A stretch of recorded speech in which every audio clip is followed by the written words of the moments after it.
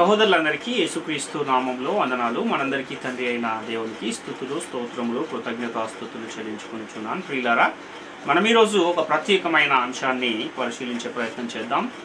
పరిశుద్ధ గ్రంథం నుండి ఒక అంశాన్ని మనము ఆలోచించగలిగితే, ప్రకటన గ్రంథంలో ఉన్న 24 పెద్దలు ఎవరు అన్న అంశాన్ని మనం ఈరోజు పరిశీలించే ప్రయత్నం చేద్దాం. అయితే ఈ 24 పెద్దలు ఎవరు అన్న ఈ అంశాన్ని మనం ఆలోచిస్తే, క్రైస్తవ సమాజంలో ఈ అంశాన్ని గురించి అనేకమైన అభిప్రాయాలు మనకు కనబడుతూ ఉంటాయి. అందులో కొన్ని అభిప్రాయాలను మనం ఒకసారి ఆలోచిస్తే, కొంతమంది 24 పెద్దలు ఎవరు అంటే నక్షత్రములు అయి ఉండవచ్చు అని కొంతమంది అంటారు. అదేవిధంగా కొంతమంది ఏమో పాత నిబంధనలోని పరిశుద్ధులు అయి ఉండవచ్చు అని కొంతమంది అంటారు. అదేవిధంగా ఇంకా భూమి మీద ఉన్న పరిశుద్ధులందరికీ సాదృశ్యం అయి ఉండవచ్చు ఈ 24 పెద్దలు అని కూడా కొంతమంది అభిప్రాయపడుతూ ఉంటారు. పాత నిబంధనలోని 12 గోత్రకర్తలు మరియు నూతన నిబంధనలోని 12 మంది అపోస్తలులు అయి ఉండొచ్చు అన్న అభిప్రాయం కూడా ఒకటి ఉంది. అదేవిధంగా పాత నిబంధనలోని ప్రవచనాత్మకమైన సందేశాన్ని తెచ్చిన 24 పుస్తకములకు సూచనగా కూడా అయ్యుండొచ్చు అని కొంతమంది అంటారు. ఇంకా కొంతమంది ఏమో దావీదు గారు యాజకత్వము చేసే యాజకుల యొక్క నెలలను 12 నెలలను 24 మందికి పంచిన ఒక సందర్భం మనకు దినవృత్తాంతాల గ్రంథంలో కనబడుతుంది. ఆ 24 యాజకులకు వీరు సాదృశ్యం అయి ఉండొచ్చు అన్న అభిప్రాయాలు కూడా ఉన్నాయి. అయితే ఇవే కాదు, ఇంకా చాలా మంది చాలా రకాలుగా వీటిని గురించి, ఈ అంశాన్ని గురించి తెలియజేసిన సందర్భాలు మనకు కనబడతాయి.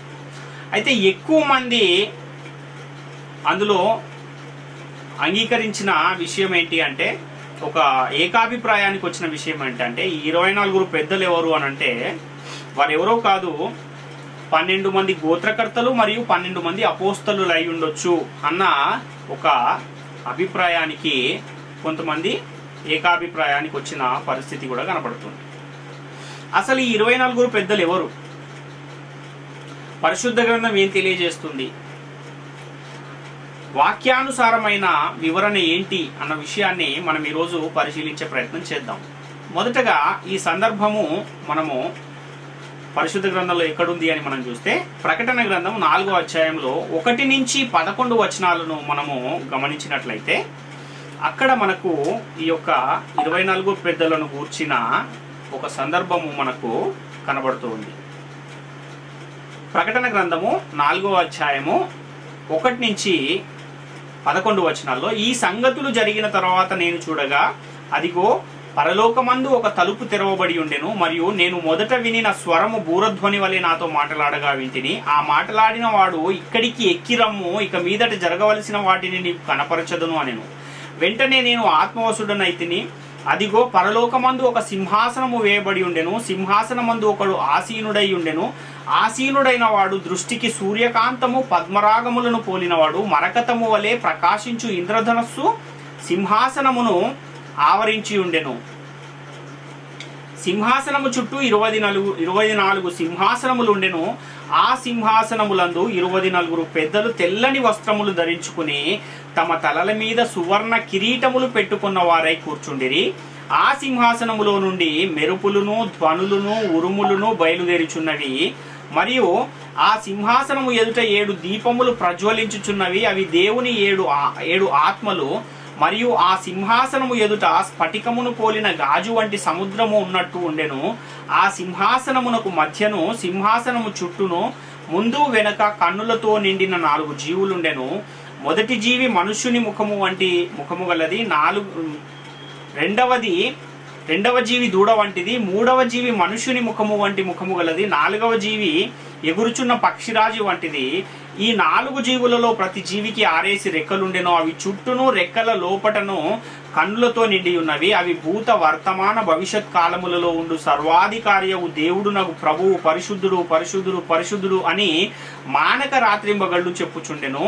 ఆ సింహాసనమునందు ఆసీనుడై ఉండి యుగయుగములు జీవించుచున్న వానికి మహిమ ఘనతయు కృతజ్ఞతాస్తుతులను కలుగును గాక అని ఆ జీవులు కీర్తించుచు ఉండగా ఆ 24 పెద్దలు సింహాసనమునందు ఆసీనుడయ్యుండు వాని ఎదుట సాగిలపడి, యుగయుగములు జీవించుచున్న వానికి నమస్కారము చేయుచు, నీ చిత్తమును బట్టి అవి ఉండెను, దానిని బట్టియే సృష్టింపబడిను గనుక నీవే మహిమ ఘనత ప్రభావములు పొందనర్హుడవని చెప్పుచు తమ కిరీటములను ఆ సింహాసనము ఎదుట వేసిరి అని ఇక్కడ మొదటి సందర్భాన్ని మనం చూస్తూ ఉన్నాం. ఇంకొక సందర్భం కూడా మనం చూస్తే ప్రకటన గ్రంథంలోనే 5వ అధ్యాయంలో 8 నుంచి 14 వచనాల్లో కూడా 24 పెద్దలను గూర్చిన ఒక సందర్భం కనబడుతుంది. దాన్ని కూడా మనము చదవగలిగితే, ఆయన దానిని తీసుకొనినప్పుడు ఆ 4 జీవులను, వీణలను, ధూపద్రవ్యములతో నిండిన సువర్ణ పాత్రలను పట్టుకుని ఉన్న ఆ 24 పెద్దలను ఆ గొర్రెపిల్ల ఎదుట సాగిలపడిరి. ఈ పాత్రలు పరిశుద్ధుల ప్రార్థనలు. ఆ పెద్దలు, నీవు ఆ గ్రంథమును తీసుకుని దాని ముద్రలను విప్పుటకు యోగ్యుడవు, నీవు వధింపబడిన వాడవై నీ రక్తమిచ్చి ప్రతి వంశములోను, ఆయా భాషలు మాట్లాడి వారిలోను, ప్రతి ప్రజలోను, ప్రతి జనములోను దేవుని కొరకు మనుష్యులను కొని మా దేవునికి వారిని ఒక రాజ్యముగాను యాజకులను గాను చేసితివి గనుక వారు భూలోకమందు ఏలుదురని కొత్త పాట పాడుదురు. మరియు నేను చూడగా సింహాసనములు, జీవులను, పెద్దలను ఆవరించి ఉన్న అనేక దూతల స్వరము వినబడెను. వారి లెక్క కోట్ల కొలదిగా ఉండెను. వారు వధింపబడిన గొర్రెపిల్ల శక్తియు, ఐశ్వర్యమును, జ్ఞానమును, బలమును, ఘనతయు, మహిమయు, స్తోత్రమును పొందనర్హుడని గొప్ప స్వరముతో చెప్పుచుండిరి. అంతటా పరలోకమందును, భూలోకమందును, భూమి క్రిందను, సముద్రములోను ఉన్న ప్రతి సృష్టము అనగా వాటిలోనున్న సర్వమును సింహాసనాసీనుడై ఉన్న వానికి నీ గొర్రెపిల్లకును స్తోత్రమును, ఘనతయు, మహిమయు, ప్రభావమును యుగయుగములు కలుగును గాకని చెప్పుట వింటిని. ఆ 4 జీవులు ఆమెనని చెప్పగా ఆ పెద్దలు సాగిలపడి నమస్కారము చేసిరి అని ఇక్కడ మనం ఇంకొక సందర్భాన్ని చూస్తున్నాం. ఇంకా ప్రకటన గ్రంథం 11వ అధ్యాయంలో 16 నుంచి 18 వచనాలు కూడా మనం చూస్తే, అంతటా దేవుని ఎదుట సింహాసనాసీనులకు ఆ 24 పెద్దలు సాష్టాంగపడి దేవునికి నమస్కారం చేసి, వర్తమాన భూత కాలములలో ఉండు దేవుడవైన ప్రభువా, సర్వాధికారి, నీవు నీ మహాబలమును స్వీకరించి ఏలుచున్నావు గనక మేము నీకు కృతజ్ఞతాస్తుతులు చెల్లించుచున్నాము. జనములు కోపగించినందున నీకు కోపము వచ్చెను. మృతులు తీర్పు పొందుటకును, నీ దాసులకు ప్రవక్తలకును పరిశుద్ధులకును, నీ నామమునకు భయపడు వారికి నీ తగిన ఫలమును ఇచ్చుటకును, గొప్పవారేమి కొద్దువారేమి భూమిని నశింపజేయు వారిని నశింపజేయుటకును సమయము వచ్చి ఉన్నదని చెప్పిరి అని ఇక్కడ ఇంకొక సందర్భము 24 పెద్దలను గురించి మాట్లాడుతుంది. అదేవిధంగా ప్రకటన గ్రంథము 19వ అధ్యాయంలో 1 నుంచి 4 వచనాల్లో కూడా ఇంకొక సందర్భం కనబడుతుంది. దాన్ని కూడా మనం చదవగలిగితే, అటు తరువాత బహు జనముల శబ్దము వంటి గొప్ప స్వరము పరలోకమందు ఇలాగు చెప్పగా వింటిని, ప్రభువును స్తుతించుడి, రక్షణ, మహిమ, ప్రభావములు మన దేవునికే చెల్లును. ఆయన తీర్పులు సత్యములను న్యాయములను అయ్యున్నవి. తన వ్యభిచారముతో భూలోకమును చెరిపిన గొప్ప వేశ్యకు ఆయన తీర్పు తీర్చి తన దాసుల రక్తమును బట్టి దానికి ప్రతిదండన చేసెను. మరి రెండవసారి వారు ప్రభువును స్తుతించుడి అనిరి. ఆ పట్టణపు పొగ యుగయుగములు పైకి లేచుచున్నది. అప్పుడు ఆ 24 పెద్దలను 4 జీవులను సాగిలపడి ఆమెన్, ప్రభువును స్తుతించుడి అని చెప్పుచు సింహాసనాసీనుడగు దేవునికి నమస్కారము చేసిరి అని ఇక్కడ ఇంకొక వచనం మనకు కనబడుతుంది. కాబట్టి ఇక్కడ మనం గమనించినట్లయితే ఈ 24 పెద్దలు ఉన్న ఈ సందర్భాలు ఎక్కడ జరుగుతూ ఉన్నాయి అని మనం ఆలోచిస్తే, ఇవి పరలోకంలోనే జరుగుతున్నట్టుగా ఈ సందర్భాలన్నీ కూడా మనకు తెలియజేస్తూ ఉన్నాయి. కాబట్టి ఇంకా పరలోకము, భూలోకము, భూమి క్రింద ఉన్న లోకమును గూర్చి ఇక్కడ మనకు ప్రస్తావన కనబడుతూ ఉంది. అంటే ఇంకా క్రీస్తు యొక్క రెండవ రాకడ అనేది జరగక ముందున్న విషయాలనే ఇక్కడ ఈ 4 సందర్భాలు కూడా తెలియజేస్తూ ఉన్నాయని మనకు అర్థమవుతుంది. అంటే క్రీస్తు రాకడ ఇంకా ఈ సందర్భాలు జరిగే సమయానికి జరగలేదు అన్న విషయం మనకు అర్థమవుతుంది. అంటే పరలోకానికి మనుషులలో నుండి ఎవరు వెళ్ళలేదు అన్న విషయం కూడా మనం అర్థం చేసుకోవాలి. ఎందుకంటే యేసుక్రీస్తు భూమి మీదకి వచ్చి ఆయన చెబుతున్న ఒక మాటను మనం గమనించినట్లయితే యోహాను సువార్త 3వ అధ్యాయం 13వ వచనంలో, మరియు పరలోకము నుండి దిగి వచ్చిన వాడే అనగా పరలోకములో ఉండు మనుష్య కుమారుడే తప్ప పరలోకమునకు ఎక్కిపోయిన వాడెవడునూ లేడు అని ఇక్కడ యేసుక్రీస్తు వారు ఒక విషయాన్ని తెలియజేస్తున్నారు.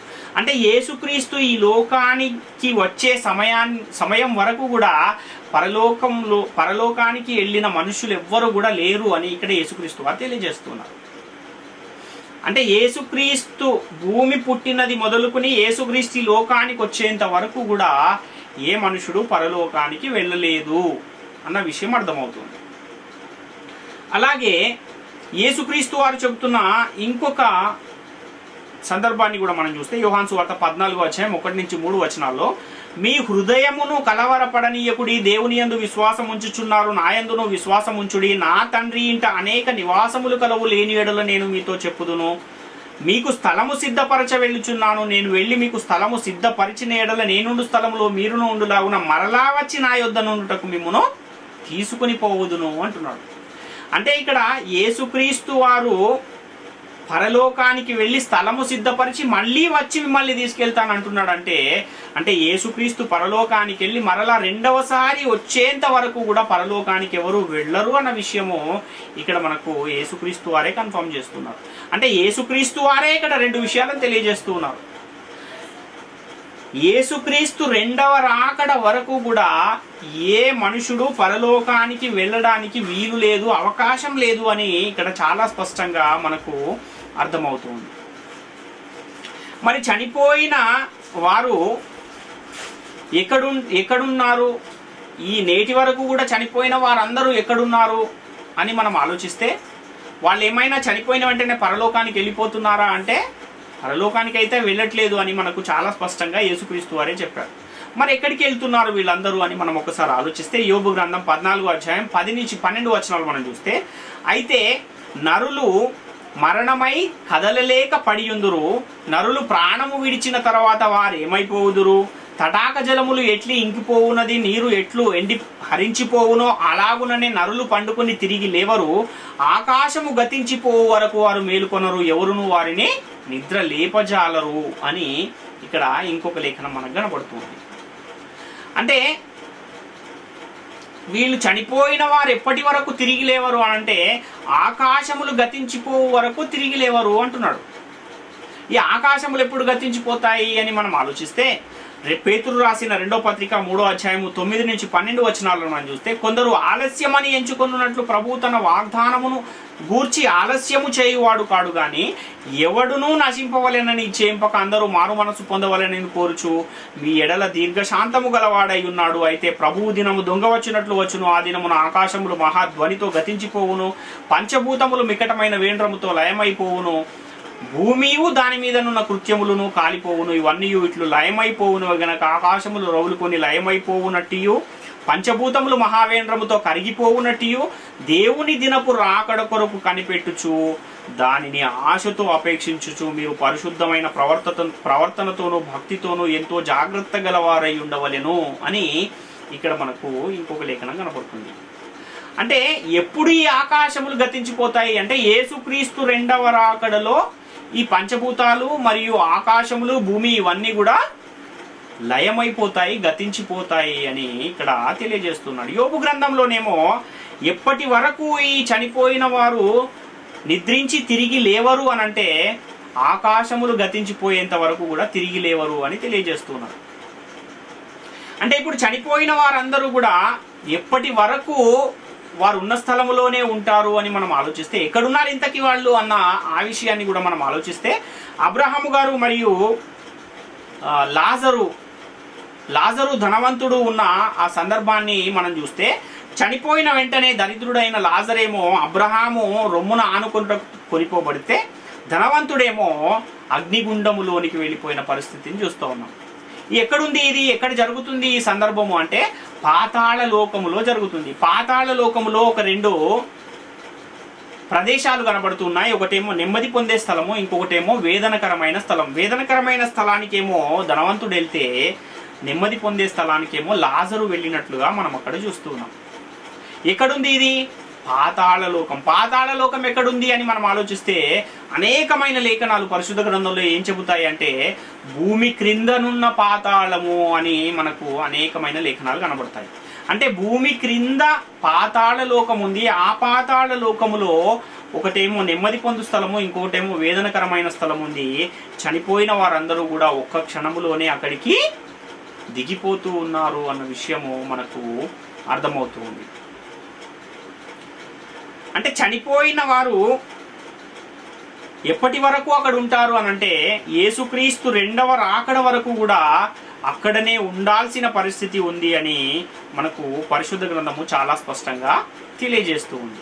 హెబ్రీ పత్రిక 11వ అధ్యాయంలో 39-40 వచనాలు కూడా మనము గమనించినట్లయితే, వీరందరూ తమ విశ్వాసము ద్వారా సాక్ష్యము పొందిన వారైనను మనము లేకుండా సంపూర్ణులు కాకుండా నిమిత్తము దేవుడు మన కొరకు మరి శ్రేష్టమైన దానిని ముందుగా సిద్ధపరచను గనుక వీరు వాగ్దాన ఫలమును అనుభవించలేదు అని ఇక్కడ మనకి ఇంకో లేఖనం కనబడుతుంది. అంటే ఈ 11వ అధ్యాయం హెబ్రీ పత్రికలో మనము హేబెలు నుండి యేసుక్రీస్తు వరకు కూడా ఉన్న నీతిమంతులను కొంతమందిని ప్రస్తావిస్తూ వారందరూ కూడా ఏం చేయలేదు అంటున్నాడు, వాగ్దాన ఫలాన్ని పొందలేదు అంటున్నాడు. ఎందుకని వాగ్దాన ఫలాన్ని పొందలేదు అని అంటే మనము లేకుండా వారు సంపూర్ణులు కాలేదు గనుక వాగ్దాన ఫలాన్ని పొందలేదు అని తెలియజేస్తున్నాడు. అదేవిధంగా ప్రకటన గ్రంథం 6వ అధ్యాయం 9-11 వచనాలు కూడా మనం చూస్తే, ఆయన 5వ ముద్రను విప్పినప్పుడు దేవుని వాక్యము నిమిత్తమును తామిచ్చిన సాక్ష్యము నిమిత్తమును వధింపబడిన వారి ఆత్మలను బలిపీఠము క్రింద చూచితిని. వారు నాదా సత్యస్వరూపి ఎందాక తీర్పు తీర్చకయు మా రక్తము నిమిత్తము భూనివాసులకు ప్రతిదండన చేయకయు ఉందు అని బిగ్గరగా కేకలు వేసిరి. తెల్లని వస్త్రము వారిలో ప్రతి వానికి ఇయ్యబడెను, మరియు వారి వలనే చంపబడబో వారి సహదాసుల యొక్కయు సహోదరుల యొక్కయు లెక్క పూర్తి అగు వరకు ఇంకా కొంచెము కాలము విశ్రమింపవలనని వారితో చెప్పబడెను అని ఇక్కడ మనం చూస్తున్నాం. అంటే ఇక్కడ బలిపీఠము క్రింద కొన్ని ఆత్మలను చూచితిని అని ఇక్కడ ఆయన చెప్తున్నాడు. ఇక్కడ బలిపీఠం అంటే ఏది అని మనం ఆలోచిస్తే, యేసుక్రీస్తు వారు బలైపోయింది ఇక్కడ భూమి మీద. అంటే భూమి బలిపీఠం అయితే ఆ భూమి క్రింద కొన్ని ఆత్మలనైనా చూస్తున్నాడు. వాళ్ళేమో ఇంకా ఎంతకాలం మేము ఇక్కడ ఉండాలి, మా నిమిత్తము భూనివాసులకు ప్రతిదండన చేసేస్తే మేము నీ యొద్దకు వచ్చేస్తాము దేవా అని అడిగినప్పుడు, ఇంకా కొంచెం కాలము మీరు అక్కడనే విశ్రమించాలి, ఎందుకంటే సహదాసుల యొక్కయు సహోదరుల యొక్కయు లెక్క పూర్తి కాలేదు అని ఇక్కడ మనకు చాలా స్పష్టమైన లేఖనము కనబడుతుంది. కాబట్టి పరలోకానికి నిద్రించిన నీతిమంతులైన వారు ఎవరు కూడా నేటి వరకు వెళ్ళలేదు. యేసుక్రీస్తు రెండవ రాకడ వరకు కూడా వెళ్ళరు అన్న విషయము మనకు అర్థమైంది. అదేవిధంగా చనిపోయిన వారు ఒక్క క్షణములోనే పాతాళమునకు దిగిపోవుదురు అన్న ఒక మాట మనకు కనబడుతుంది. అంటే చనిపోయిన వారు ఎక్కడికి వెళ్ళిపోతున్నారు? పాతాళానికి వెళ్తున్నారు. పాతాళం ఎక్కడుంది? భూమి క్రింద ఉంది. కాబట్టి భూమి క్రిందనున్న పాతాళ లోకములోనికి ఒకవేళ చనిపోయిన వారు నీతిమంతులైతేనేమో నెమ్మది పొందే స్థలానికి, అనీతిమంతులైతేనేమో వేదనకరమైన స్థలానికి వెళ్ళిపోయిన పరిస్థితులు మనకు కనబడుతున్నాయి. ఎప్పటి వరకు వీరు అక్కడనే పాతాళ లోకములో ఉంటారు అని మనం ఆలోచిస్తే, యేసుక్రీస్తు రెండవ రాకడ వచ్చేంత వరకు, అంటే ఆకాశములు గతించిపో వరకు కూడా వారు అక్కడనే ఉండాలి అని మనకు పరిశుద్ధ గ్రంథం తెలియజేస్తుంది. కాబట్టి ఈ 24 పెద్దలను గురించి చెప్పబడుతున్న సందర్భాలలో ఆ తర్వాత అధ్యాయాలను కూడా మనం గమనిస్తే భూలోకాన్ని గురించి ప్రస్తావించే కొన్ని సందర్భాలు మనకు కనబడుతూ ఉంటాయి. ఇక్కడ ప్రకటన గ్రంథము 5వ అధ్యాయము 3-5 వచనాలు మనం చూస్తే, ప్రకటన గ్రంథం 5వ అధ్యాయం 3-5 వచనాలు చూస్తే, అయితే పరలోకమందు గాని భూమి మీద గాని భూమి క్రింద గాని ఆ గ్రంథం విప్పుటకైనను చూచుటకైనను ఎవనికి శక్తి లేకపోయేను. ఆ గ్రంథము విప్పుటకైనను చూచుటకైనను ఎవడును కనబడనందున నేను బహుగా ఏడ్చుచుండగా ఆ పెద్దలలో ఒకడు ఏడ్వకము, ఇదిగో దావీదుకు చిగురు అయిన యూదా గోత్రపు సింహము 7 ముద్రలను తీసి ఆ గ్రంథము విప్పుటకు జయము పొందెనని నాతో చెప్పెను అంటున్నాడు. అంటే భూమి మీద గాని భూమి క్రింద గాని అంటున్నాడు. అంటే భూమి అనేది ఇంకా ఉంది అని ఇక్కడ తెలియజేస్తున్నాడు. ఈ 24 పెద్దలను గూర్చిన సందర్భాలు జరుగుతూ ఉన్న ఆ కాలంలో భూలోకాన్ని గురించిన కొన్ని సందర్భాలు కూడా, భూలోకంలో జరగవలసిన సందర్భాలు కూడా కొన్ని మనకు కనబడుతూ ఉన్నాయి. కాబట్టి ఈ 24 పెద్దలు ఎవరు అంటే మనుష్యులలో ఉన్న పరిశుద్ధులు అనడానికి ఇక్కడ లేఖనము ఒప్పుకోవట్లేదు అన్న విషయాన్ని మనం గమనించాలి. ప్రకటన గ్రంథము 5వ అధ్యాయములో భూలోకాన్ని గురించిన ఈ భూలోకంలో జరగవలసిన ఒక పరిస్థితి మనకు కనబడుతుంది. అదేవిధంగా 5వ అధ్యాయం ప్రకటన గ్రంథము 13వ వచనంలో కూడా అంతటా పరలోకమందును భూలోకమందును భూమి క్రిందను సముద్రములోను ఉన్న ప్రతి సృష్టము అనగా వాటిలోనున్న సర్వమును సింహాసనాసీనుడైన వానికి గొర్రెపిల్లకును స్తోత్రమును ఘనతయు మహిమయు ప్రభావమును యుగ యుగములు కలుగునుగాక అని చెప్పుట వీటిని అంటున్నాడు. అంటే భూలోకమందును భూమి క్రిందను ఉన్నవారు, భూమి మీద ఉన్నవారు కూడా ఏం చేస్తా ఉన్నారు? గొర్రెపిల్లకు స్తోత్రము ఘనత మహిమ ప్రభావములు యుగయుగములు కలుగును గాక అని ఇక్కడ వారు చెబుతూ ఉన్నారు. ఆ విషయాన్ని ఇక్కడ యోహాను గారు వింటూ ఉన్నారు. అంటే భూమి అనేది ఉంది, భూమి మీద మనుషులు కనబడుతూ ఉన్నారు.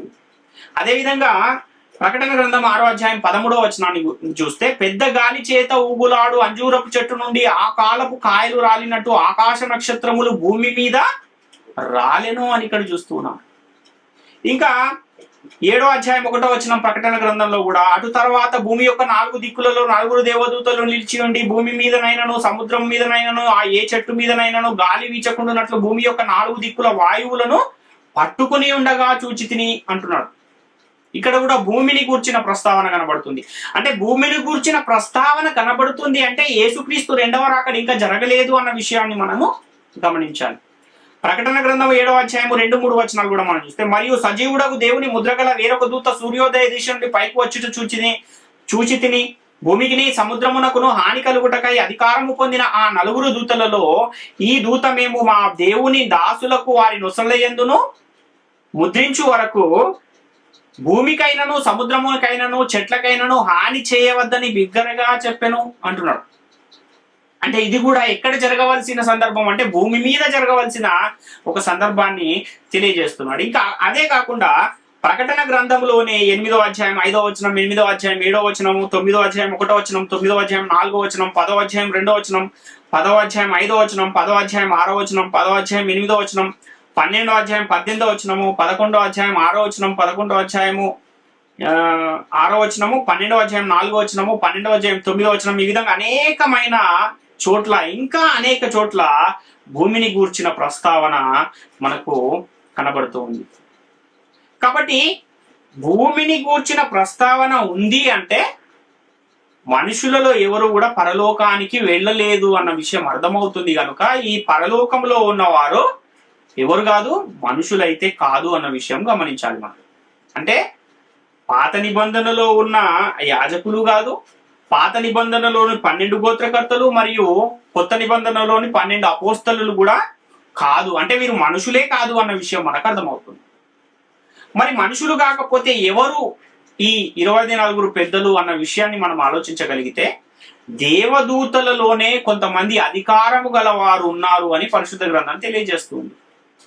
దేవదూతలలో అధికారులు ప్రధానులు ఉన్నారా అని మనం ఆలోచిస్తే ఎఫెసీ పత్రిక 3వ అధ్యాయము 8-11 వచనాల్లో దేవుడు మన ప్రభు అయిన క్రీస్తు యేసునందు చేసిన నిత్య సంకల్పము చొప్పున పరలోకములో ప్రధానులకును అధికారులకును సంఘము ద్వారా తన యొక్క నానా విధమైన జ్ఞానము ఇప్పుడు తెలియబడవలనని ఉద్దేశించి శోధింపశక్యము కాని క్రీస్తు ఐశ్వర్యమును అన్యజనుల్లో ప్రకటించుటకును సమస్తమును సృష్టించిన దేవుని యందు పూర్వకాలము నుండి మరుగయ్యున్న ఆ మర్మమును గూర్చిన ఏర్పాటు ఎట్టిదో అందరికి నీ పరచుటకును పరిశుద్ధులలో అత్యల్పుడనైన నాకు ఈ కృప అనుగ్రహించెను అని ఇక్కడ చూస్తున్నాం. అంటే పరలోకములో ప్రధానులకును అధికారులకును సంఘము ద్వారా తన యొక్క నానా విధమైన జ్ఞానము ఇప్పుడు తెలియబడవలెనని ఉద్దేశించి అని చూస్తున్నాం. అంటే పరలోకంలో ఎవరున్నారు? ప్రధానులు అధికారులు ఉన్నారు.